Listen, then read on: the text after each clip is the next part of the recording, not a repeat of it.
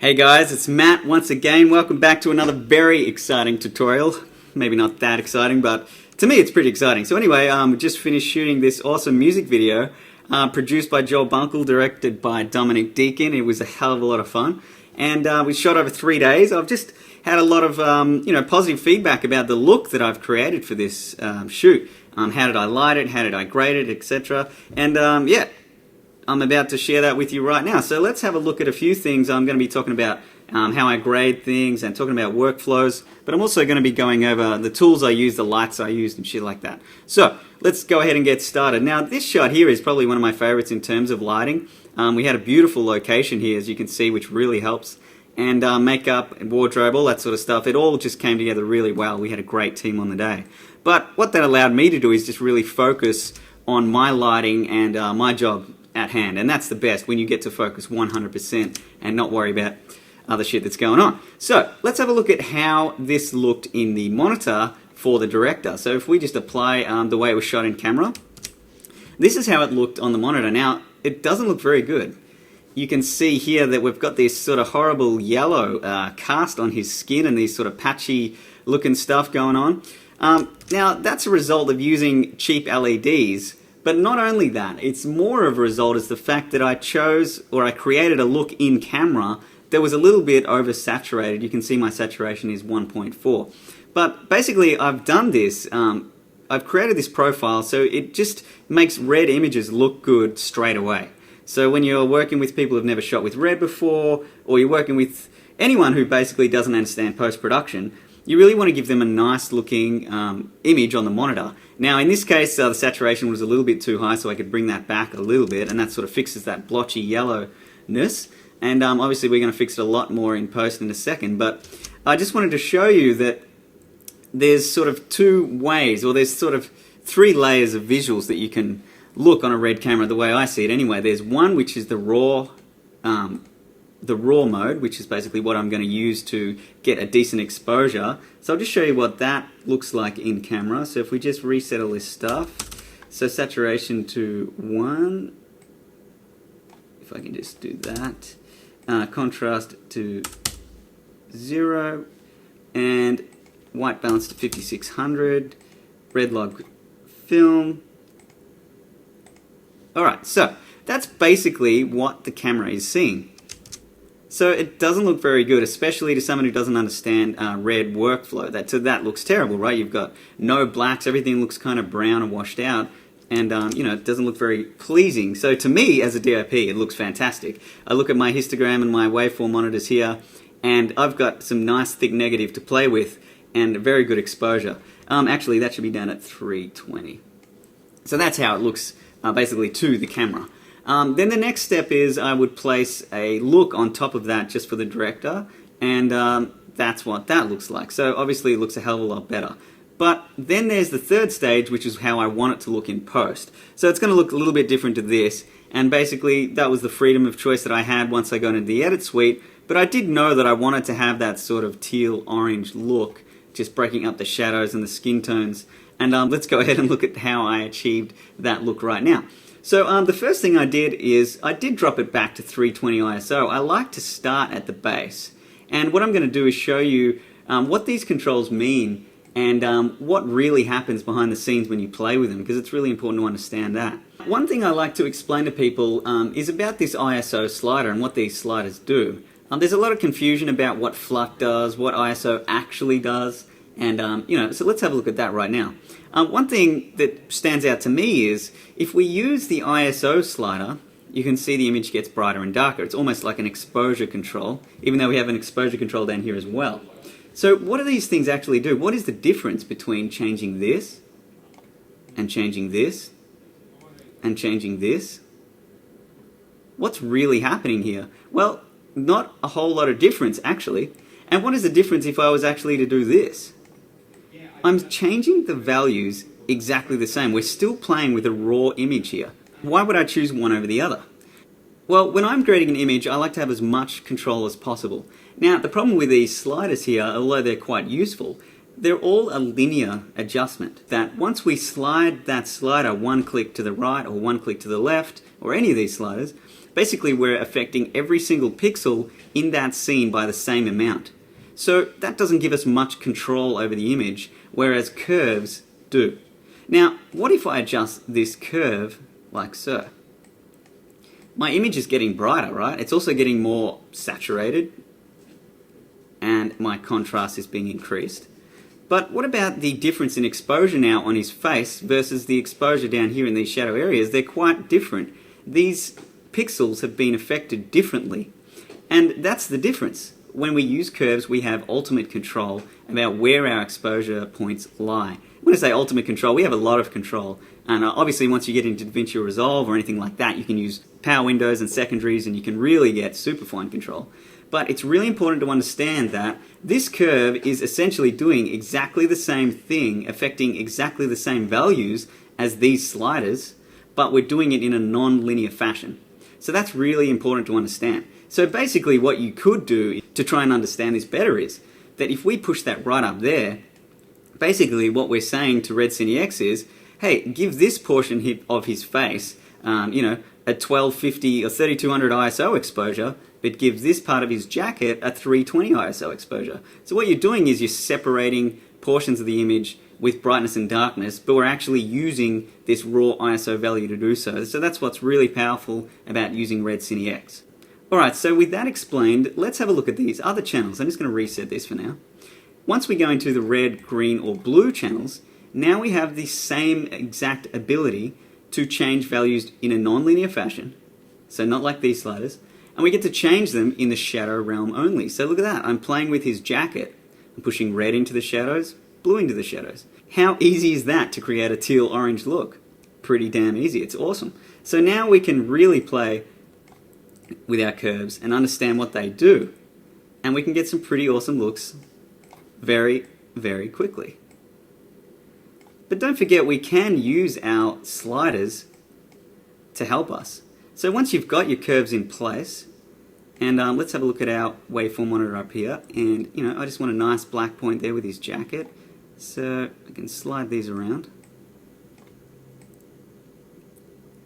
It's looking pretty good, but it's looking a little bit warm to me, so I might just back that off.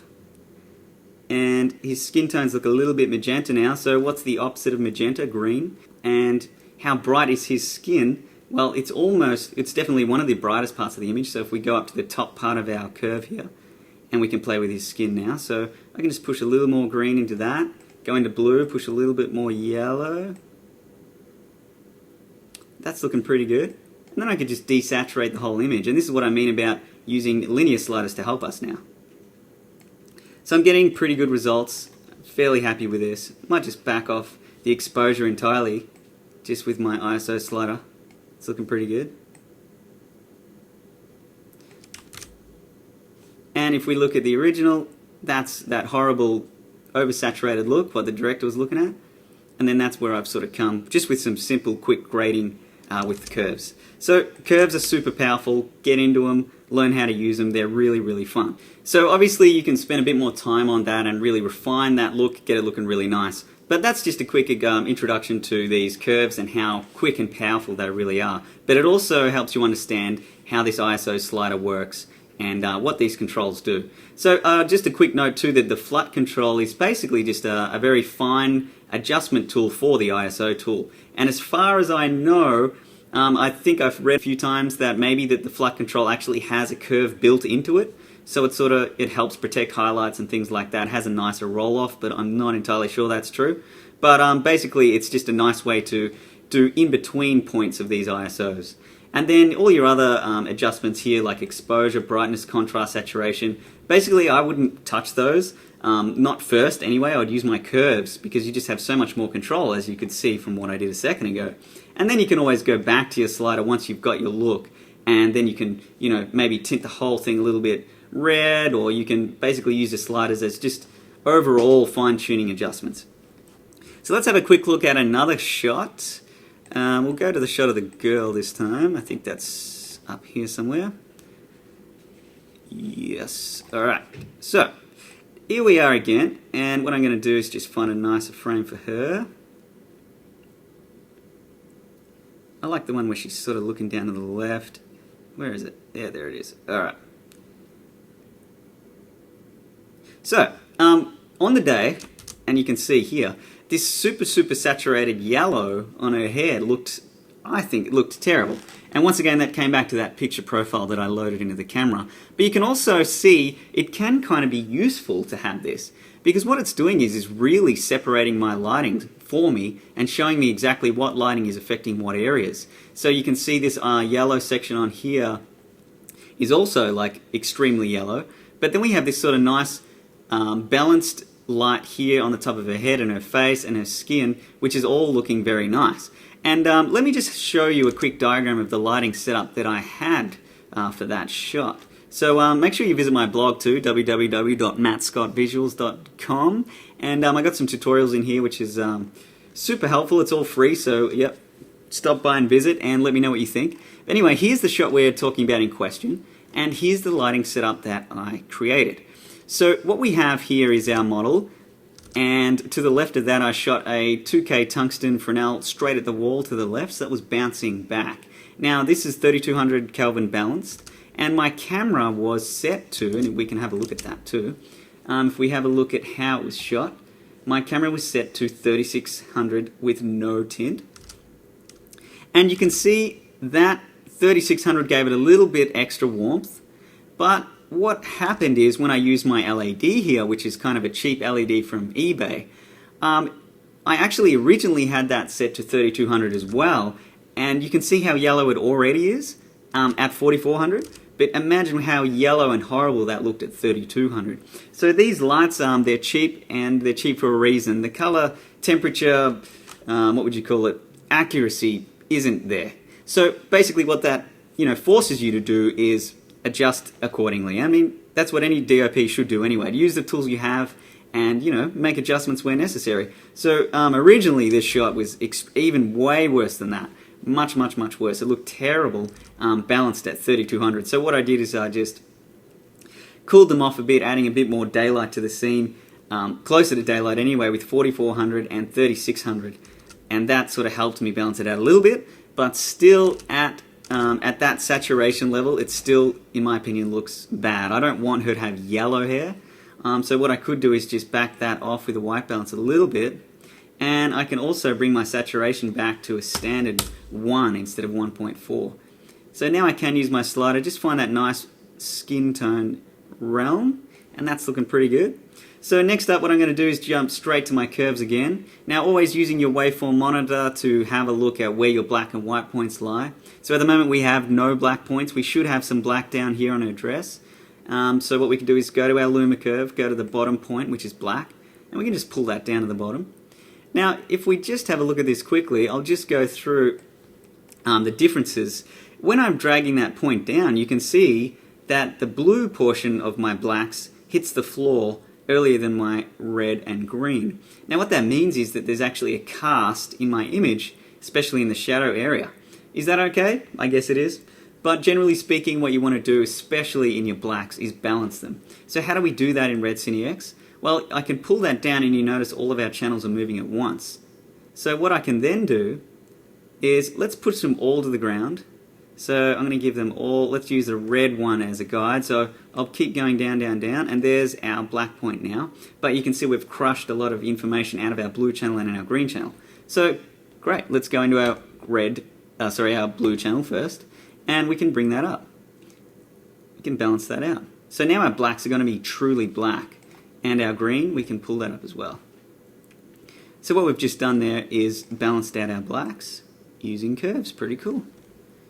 So next up I want to look at the whole image. Now it's important to think that, when you're balancing your waveform monitor, one way to do it actually, a nice way to sort of see where values lie, is if you right click, go to mode and choose overlay, you can see them overlapping each other.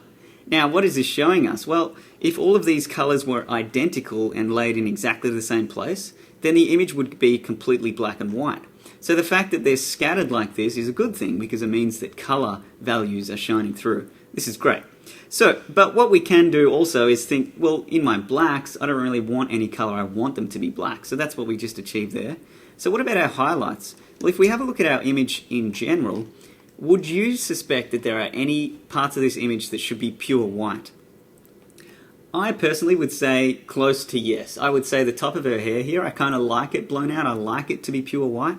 Maybe these reflections on her pearls here and sort of that edge on her shoulder. Maybe not pure white, but heading towards white. So pure white lies at 100% at the top here, so long as all color values are the same. So at the moment, we don't even have anywhere close to white. We've got this sort of 85%, 90% realm here. So what I could do is just increase our white point. So let's just close this down a little bit. And once again, go to our Luma channel, and we can just drag that to the left. So straight away we have a white point, and if you look at our warning sign here, you can see if I crush it too much, it's telling me I'm clipping color channels, which is fine. So, but it's good practice not to clip. So basically what I'm going to do is hit the roof, which is about there. So now that's proof, and this is proof that we actually have pure white in our image. And the cool thing about RedCine-X, and I wish other programs had this as well, is if we move our mouse over our image, you can see these lines and dots jumping all over our monitors. And this is really useful because what it means is, for example, if I run this over ellipse, we can see what color values lie, what luminance values lie in there. We can also see on the highlights on her hair that that is indeed the whitest part of our image, as you can see on our histogram and our waveform monitor. So that's really cool to actually see where values lie. So anyway, now we have a pure white and pure black point. Next up, basically, I already have, taken down the original from how I shot it in camera. I've taken off that saturation, and my contrast, I don't like using linear sliders, I told you that before, so I'm just going to put that back to 0, and I'm going to use my curve instead. So I should have done that first, actually. But basically now I'm just going to use my curves, find that black point again, bring up my mids, and now we're starting to look quite nice. I don't want it to look too harsh, this image, because I wanted her to look a lot softer and nicer than our man before. So that's looking pretty good. And once again, we could go into our red and just drop some blue into the shadows, even though I just did balance those blacks. I am going for a sort of teal orange look here, so just going to gently do that. And that's looking pretty good. Cool, so there's my look, and you can see the difference between that and how I shot it. So, bit of a subtle change there, but at least her hair doesn't look ghastly yellow, and she looks a lot softer. I might just warm that whole image up a little bit. Alright, cool, so that's looking pretty good. So hopefully you're getting sort of a vibe for how these curves work and how useful they can be. Now, the other thing that people worry about is noise in these cameras, and you can see here our noise indicator is pretty damn high. But, I mean, I'm shooting 800 ISO here, and if we have a look at our image at full resolution, fit both, I mean, this is clean as hell. There is noise in this image, true. It's there, but it's not ugly noise. It's more like that film grain look that, everyone's trying to go for anyway. But what I was going to try and say is that 800 ISO is noisy if you underexpose. Now, how do we know if a shot is underexposed or overexposed? Sometimes, especially if you've got a look built into camera like I was talking about before, an image may well be underexposed, but because of the curves that you've applied and the post-processing you've applied, it's not going to look so bad on camera. So then when you get it back to the computer and you start grading in your post, you're like, holy crap, this camera's so noisy. Basically, that was your fault because you didn't understand what's happening. Remember, every single shot, really, you should look at it at 320 ISO. Let's reset this. Now, there's a setting in your camera. Basically, if you click on the histogram down the bottom left on the screen, you get the Tools option, and in Tools, you can have a look at RAW. So what we're going to have a look at is RAW, and RAW shows us 5600, I think it's 55 actually, 5500 Kelvin, 800 ISO, 320 ISO, 1 saturation, 0 contrast, 0 tint, and make sure all my curves are reset, which they are.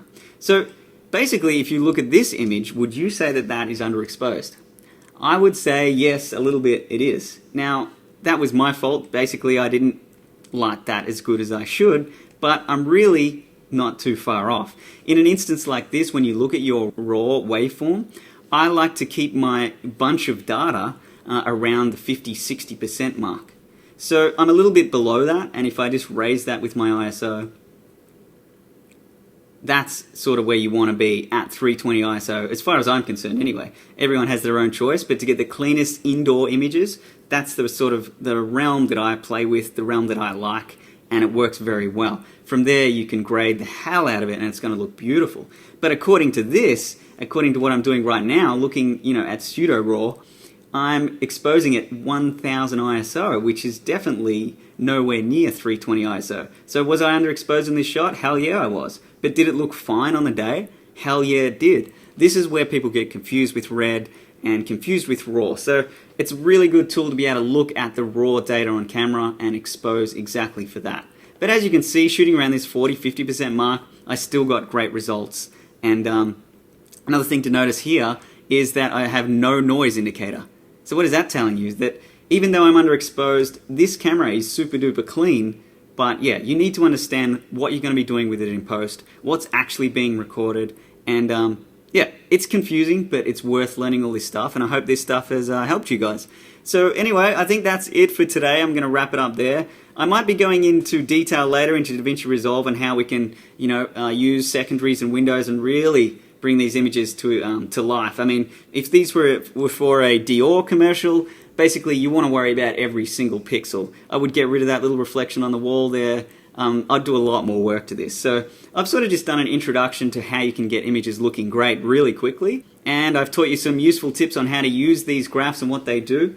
But there's a whole nother level of color correction. There's a whole nother professional level of color correction above what I can do as well. But it's up to you, the artist, to really decide, and you, the technician, to understand what's happening behind the scenes. So once again, thanks for watching. Check out my blog and send me any feedback. I'm always trying to offer as much useful information as possible. I'll see you guys next time.